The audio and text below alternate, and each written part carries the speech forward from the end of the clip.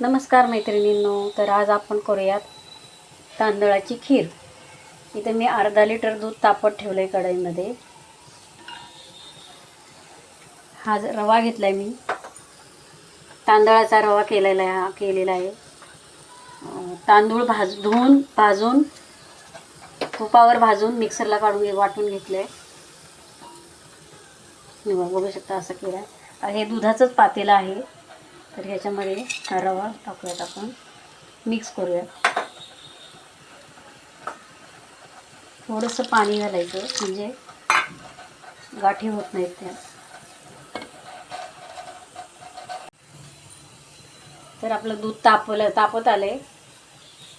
तापलेलंच आहे ऑलरेडी दूध, मी फक्त गरम करायला ठेवलंय. तर आता याच्यामध्ये आपण हा रवा पाण्यात घालून मिक्स केलेला, पाणी आणि दूध असं याच्यामध्ये मिक्स केले म्हणजे त्याच्यात दुधात सोडताना गाठी होत नाही.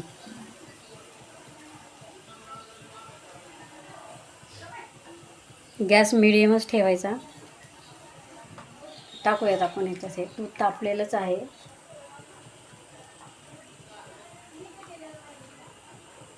थोडंसं अजून पाणी त्याच्यामध्ये घालून टाकूया.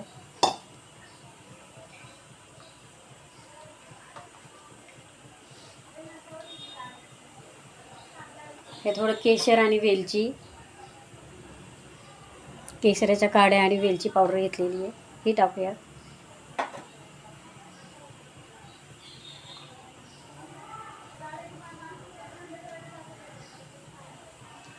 केशराने कलर छान येतो. आणि हे तांदूळ शिजवून घ्यायची गरज नाही. या दुधामध्ये व्यवस्थित चिरतात. बारीक आपण करून घेतलेले तांदूळ तुपावर भाजून घेतलेले, मिक्सरला वाटून घेतले ते.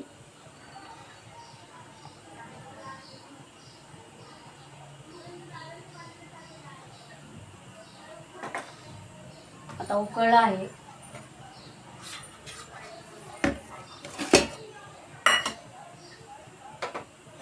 आपल्याला गोड कितपत लागतं तशी साखर, ही वाटीभर साखर घालते मी. थोडीशी गोड कमीच लागतं.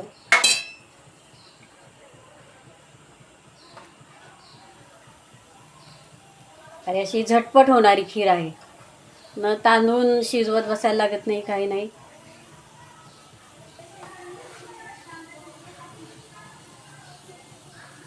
पाहिजे तर तुम्ही अजून काजू बदाम सुद्धा घालू शकता याच्यामध्ये. केशर बघा किती छान दिसते केशरावर. ती थंड झाली की घट्ट होते. आता अशी जरी दिसत असली तरी थंड झाली की ती घट्ट होते. एक 2-3 मिनटं उकळी आणूयात. आपले तांदूळ वगैरे शिजतात, म्हणजे ते तांदळाचा रवा.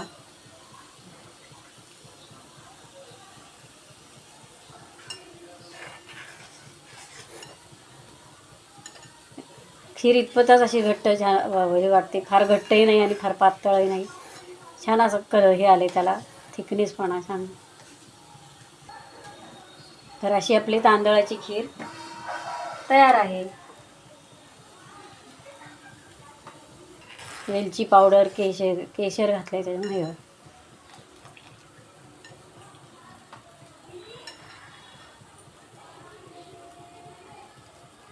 करून बघा.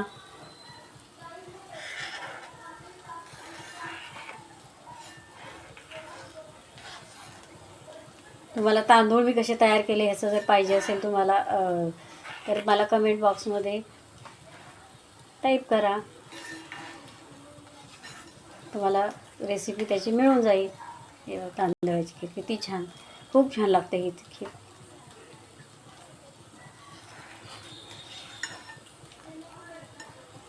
तर अशी आपली ही खीर तयार आहे.